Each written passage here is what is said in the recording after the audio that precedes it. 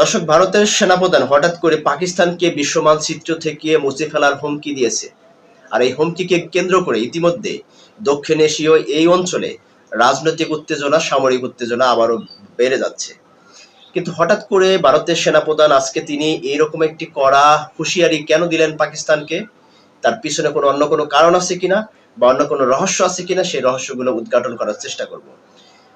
বেশ কিছুদিন ধরেই পাকিস্তানের সাথে ভারতের উত্তেজনা আছে, সীমান্ত উত্তেজনা। কিন্তু আমরা দেখেছি কয়েকদিন যাবৎ একটু শান্তি পরিস্থিতি লক্ষ্য করা যাচ্ছে।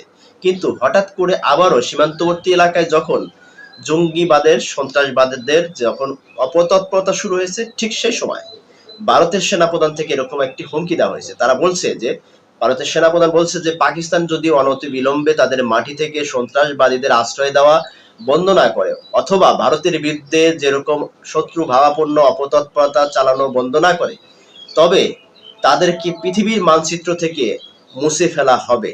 এরকম একটা কড়া যে হুমকি, এই হুমকিতে আসলে পাকিস্তানের সেনাপ্রধানের পক্ষ থেকে বা পাকিস্তান প্রশাসনের পক্ষ থেকে এখন পর্যন্ত কোনো জবাব আসেনি। কিন্তু ভারতের আজকের সেনাপ্রধানের এই মন্তব্য কেন করলেন আজকে? যখন তিনি এই মন্তব্যটা করছেন, দেখেন এখানে অনেকগুলো আছে, রিজন আছে। আজকে ভারতের প্রধানমন্ত্রী নরেন্দ্র মোদী তিনি গিয়েছেন মধ্যপ্রাচ্যে তার কূটনৈতিক সম্পর্ককে বৃদ্ধি করার জন্য সংযুক্ত আরব আমিরাত সফরে আছেন। সংযুক্ত আরব আমিরাতকে তিনি ইতিমধ্যে কিন্তু তার দ্বিতীয় বাড়ি হিসেবে ঘোষণা দিয়েছেন, যে যা ইতিমধ্যে কিন্তু সোশ্যাল মিডিয়া সহকারে দেশীয় এবং আন্তর্জাতিক নিউজ পোর্টালে এটা ব্যাপকভাবে কিন্তু ছড়িয়ে পড়েছে। কিছুদিন আগে তিনি ইসরায়েলকে তার পিতৃবাড়ি এবং ইন্ডিয়াকে তিনি মাতৃবাড়ি হিসেবে তিনি ঘোষণা দিয়েছেন। আবার তিনি এবার সংযুক্ত আরব আমিরাতকে দ্বিতীয় বাড়ি হিসেবে ঘোষণা দেওয়ার ফলে বিশ্ব রাজনীতিতে এটা নিয়ে নানান রকমের আলোচনা হচ্ছে এবং সমালোচনা হচ্ছে যে নরেন্দ্র মোদীর বাড়ি কয়টা, তার বাবার বাড়ি একটা, মার বাড়ি একটা, নিজের বাড়ি একটা, কতগুলো বাড়ি তার। এই সমস্ত নিয়ে অনেকগুলো ট্রলও করার চেষ্টা করছে। দর্শক, আমরা সেই দিকে না যাচ্ছি, আমরা যাচ্ছি যে আজকে ভারতের প্রধানমন্ত্রী নরেন্দ্র মোদী যখন বিশ্ব কূটনীতিক সম্পর্ক জোরদার করার জন্য মধ্যপ্রাচ্য সহকারে বিভিন্ন রাষ্ট্রের সাথে তিনি যোগাযোগ সম্পর্ক এবং সম্পর্ক উন্নয়নের জন্য কাজ করে যাচ্ছেন, ঠিক সেই সময় ভারতের সেনাপ্রধান এরকম পাকিস্তানকে ঘিরে একটা কড়া হুমকি, এটা কিসের ইঙ্গিত দিচ্ছে? আগামী দিনে ভারতের সাথে কি পাকিস্তান আবারও সরাসরি যুদ্ধে বা সংঘর্ষে জড়িয়ে যাচ্ছে কিনা, এখন বিশ্লেষক যারা আছে তারা কিন্তু এটা নিয়ে বেশ চিন্তিত। এবং এই অঞ্চলের রাজনৈতিক অঙ্গনেও কিন্তু এটা নিয়ে চিন্তার ভাঁজ পড়ে গেছে যে যদি দক্ষিণ এশীয় অঞ্চলটাকে আবার উত্তেজনা ছড়িয়ে দেয় ভারত পাকিস্তান, সেই ক্ষেত্রে বৈশ্বিক যে পরিস্থিতি বর্তমানে ইরান এবং যুক্তরাষ্ট্রের যুদ্ধকে কেন্দ্র করে, সেই ক্ষেত্রে এই অঞ্চলটা আবারও যদি অস্থিরতা বিরাজ করে, তাহলে এখানে ব্যাপকভাবে অর্থনৈতিকভাবে, রাজনৈতিকভাবে, সামরিকভাবে ধ্বংসের দিকে এগিয়ে যাবে। যদিও এখন পর্যন্ত পাকিস্তানের পক্ষ থেকে এর সঠিক জবাবটা দেয়নি, তবে আমার মনে হচ্ছে যে এই বিষয়ে পাকিস্তান তারা কিন্তু কড়া একটা জবাব এই ভারতের সেনাপ্রধানের বিপক্ষে দিবে, আর সেটাই হয়তোবা আমাদের অপেক্ষার পালা। তবে কথা হচ্ছে যে যে ভারত এই মুহূর্তে এই কড়া জবাবটা বা এই কড়া হুমকিটা কেন দিলেন?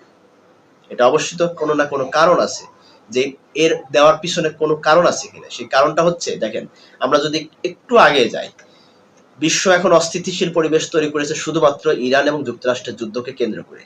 অর্থনৈতিকভাবে এবং সামরিকভাবে বলেন এবং বাণিজ্যিকভাবে বলেন, সকল জায়গায় কিন্তু প্রভাব পড়েছে শুধুমাত্র এই দুটি রাষ্ট্রের যুদ্ধের কারণে। আর সেখানে মধ্যস্থতাকারী হিসেবে পাকিস্তান যখন এই ভূমিকা পালন করছে দুটি রাষ্ট্রের মধ্যে যখন শান্তি আনার জন্য, তখন পাকিস্তান আলটিমেটলি কিন্তু তারা কিন্তু কূটনীতিকভাবে বিশ্বের দরবারে নিজেদের অবস্থানটাকে শক্তিশালী করেছে।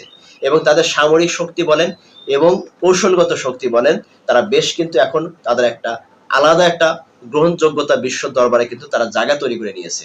সেই ক্ষেত্রে ভারত কিন্তু কূটনৈতিকভাবে পাকিস্তানের চাইতে কিন্তু অনেকটা পিছিয়ে।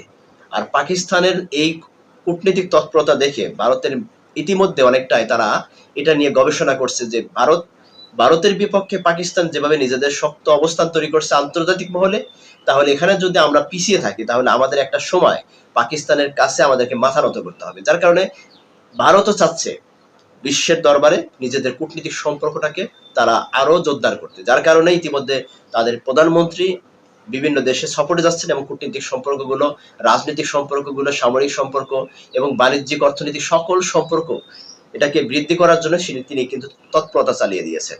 দেখুন, যখন এই পাকিস্তানের এই তৎপরতা, এটা দেখে অবশ্যই ভারতের মনে অবশ্যই একটু হিংসা লাগেছে যে যদি পাকিস্তান যদি যুক্তরাষ্ট্র এবং ইরানের মধ্যকার এই যুদ্ধকে যদি থামিয়ে দিতে পারে বা শান্তি আলোচনার মধ্যে একটা একটা সুসম্পর্ক তৈরি করে দিতে পারে, তাহলে সেদিকে পাকিস্তান কূটনীতিকভাবে সফল হয়ে যাবে।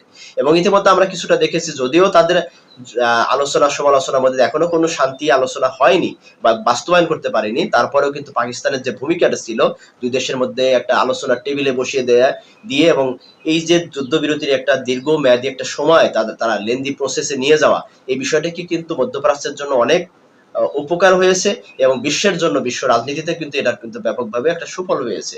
কারণ যদি প্রতিনিয়ত যদি দুটি রাষ্ট্রের মধ্যে যুদ্ধ লেগে থাকতো, তাহলে হয়তো বা বিশ্বের অনেক রাষ্ট্রই আছে অর্থনৈতিক কাঠামো একদম ভেঙে পড়তো, বাণিজ্যিক কাঠামো এবং জ্বালানি কাঠামো একদম ভেঙে পড়তো। যার কারণে এখানে কিন্তু পাকিস্তান কিন্তু অনেকটাই তারা এগিয়ে আছে ভারতের চেয়ে কূটনীতিক ভাবে এবং সামরিক শক্তির দিক দিয়ে। এখন পর্যন্ত ভারত এবং পাকিস্তান দুটিই পরাশক্তি রাষ্ট্র, তারপরেও পাকিস্তান এখন অনেক শক্তিশালী রাষ্ট্রের সাথে তাদের কিন্তু কূটনীতিক সম্পর্ক বা তৎপরতার মাধ্যমে তারা কিন্তু সামরিক শক্তিতে আরো এগিয়ে যাচ্ছে। বিশেষ করে তারা চীনের সাথে তাদের একটা সুসম্পর্ক আছে এবং আমেরিকার সাথে তাদের কিন্তু সুসম্পর্ক আছে। ওইদিকে রাশিয়ার সাথে তারা সুসম্পর্ক গড়ানোর জন্য ইতিমধ্যে তাদের যে যত রকমের কূটনীতিক সম্পর্ক আছে সেগুলো চালানোর চেষ্টা করছে। তাহলে পরাশক্তি রাষ্ট্রগুলোর সাথে যখন পাকিস্তান বিভিন্ন কূটনীতিকভাবে তারা সফলতার দিকে হাঁটছে, ঠিক সেই জায়গায় ভারত তো পিছিয়ে থাকতে চাইবে না। যার কারণে ভারত তো যে কম যায় না সেটারই একটা বহিঃপ্রকাশ হয়তো ভারতের সেনাপ্রধান আজকের এই হুমকির মধ্যে দিয়ে দেওয়ার চেষ্টা করেছে যে তোমরা দৌড়াবা, আমরাও কিন্তু দৌড়ানোর কিন্তু বাকি রাখি নাই। তোমাদের যে শক্তি, আমাদের শক্তি কিন্তু ফেলে দেবার মতো না। যার কারণে আজকে ভারতের সেনাপ্রধান যে সমস্ত হুমকি দিল, এই হুমকিতে আগামী দিনে পাকিস্তানের পক্ষ থেকে কি ধরনের হুমকি আসতে পারে, এটার জন্য আমাদেরকে অপেক্ষা করতে হবে।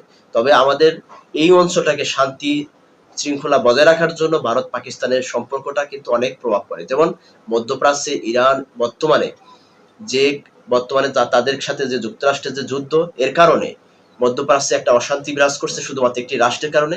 ঠিক দক্ষিণ পূর্ব এশিয়ার এই অঞ্চলটাকে অশান্তি করার জন্য ভারত পাকিস্তানের মধ্যে সামরিক উত্তেজনা ছড়িয়ে পড়াই যথেষ্ট। আজকে এই অঞ্চলে কিন্তু অনেকটাই শান্তি শৃঙ্খলা বিরাজ করছে, কারণ আমাদের এই অঞ্চলে কিন্তু তেমন কোনো রাষ্ট্রের সাথে কিন্তু এই যে আপনি বলেন যে বর্ডার ভিত্তিক বা আপনার যে এই সমস্ত যে সামরিক উত্তেজনা, এটা কিন্তু অনেকটাই কম। যদিও এই যে ভারত পাকিস্তান আফগানিস্তানের মধ্যে কিছুটা উত্তেজনা সবসময় লেগে থাকে, কিন্তু আশেপাশে যে ছোট ছোট আমাদের যে এশীয় দক্ষিণ এশীয় অঞ্চলের যে সমস্ত রাষ্ট্রগুলো আছে, তাদের মধ্যে তেমন কিন্তু উত্তেজনা নেই। যার কারণে এই অঞ্চলটা কিন্তু অনেকটাই শান্তিপ্রিয় অঞ্চল। এই শান্তিপ্রিয় অঞ্চলটাকে যদি আবার উচ্ছৃঙ্খল হিসাবে বা বিশৃঙ্খলা সৃষ্টি করে এই দুটি রাষ্ট্রের মধ্যে উত্তেজনা বাড়িয়ে দিয়ে, তাহলে অবশ্যই আমাদের দেশগুলো ক্ষতিগ্রস্ত হবে অর্থনৈতিকভাবে এবং সেখানে আহ রাজনৈতিকভাবে বলেন, সামরিকভাবে বলেন, সকল দিক দিয়ে কিন্তু আমাদের এই অঞ্চলটা আবারও ক্ষতিগ্রস্তের সম্মুখীন হবে। তবে আশা করি যে যুক্তরাষ্ট্র বা সরি এবং ভারত এবং পাকিস্তানের মধ্যে যে এই যে হুমকিগুলো, এই হুমকিগুলো একটা সমঝোতা আলোচনার মধ্যে দিয়ে তাদের যে সামরিক সমস্যা আছে, তাদের যে আঞ্চলিক সমস্যাগুলো আছে এবং তাদের যে বর্ডার ভিত্তিক যে সমস্যাগুলো, এই সমস্যাগুলোর সমাধান তারা অচিরেই কূটনীতিক সমস্যার মধ্যে, কূটনীতিক আলোচনার মধ্যে দিয়ে তারা সমস্যার সমাধান করবে। তবেই আমাদের এই অঞ্চলটাকে শান্তি অঞ্চল হিসেবে আমরা কিন্তু নিজেরা কিন্তু সেটা উপভোগ করতে পারবো। দর্শক, আসলে আপনি কি মনে করছেন যে ভারত পাকিস্তানের মধ্যে যে আবারও কি উত্তেজনা ছড়িয়ে যাচ্ছে কিনা, বা এই যে আজকে ভারতের সেনাপ্রধানের এই হুমকিটা পাকিস্তান সেটা কিভাবে দেবে, আপনারা কি ভাবছেন এই বিষয়ে? অবশ্যই আপনাদের মূল্যবান মন্তব্যগুলো কমেন্টসে করে যাবেন। আর চ্যানেলে নতুন হলে অবশ্যই চ্যানেলটাকে সাবস্ক্রাইব করে পাশে থাকা বেল আইকন চেপে রাখবেন। ধন্যবাদ সকলকে, ভালো থাকবেন, যার যার জায়গা থেকে নিজেদের প্রতি খেয়াল রাখবেন। আল্লাহ হাফেজ। আসসালামু আলাইকুম ওয়া রাহমাতুল্লাহি ওয়া বারাকাতুহু।